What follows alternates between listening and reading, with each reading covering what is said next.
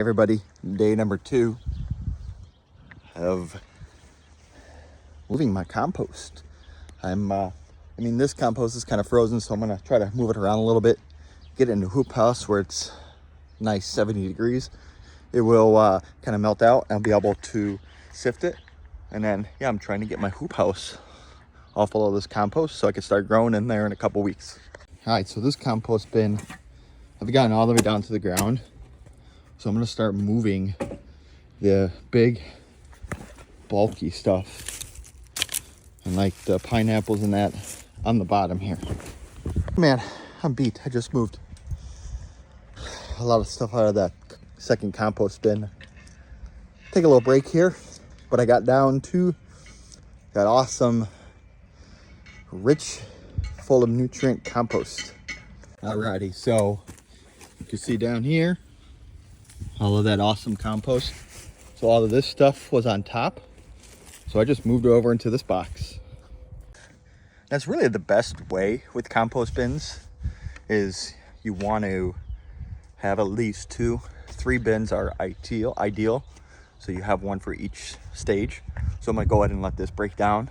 And then as this breaks down, I'll move it over into this box. This box will have new stuff on the bottom and I'll put that on top. And I'll just do the cycle between both of them. So I moved some compost in here and then I'm putting it into my sifter here. And then my goal is to get this area, this box right here, this is 4x8, all filled up with some nice good compost. What is that, Halen? Compost. Yeah, buddy, look at that rich, amazing compost. I'm on a hoop house. Got my first long bed, my 8 by probably 14 feet bed, all full of compost. I used a pitchfork and just turned it. I raked it all out. There we go. Alrighty. Well, the hoop house is ready for planting. Yeah, buddy. Got all my compost in. I got it all mixed up.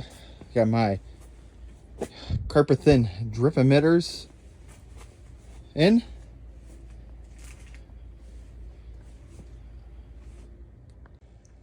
That was a long day, but I got my 8 by 18 foot hoop house ready for planting. Keep growing, and I'll talk to you later.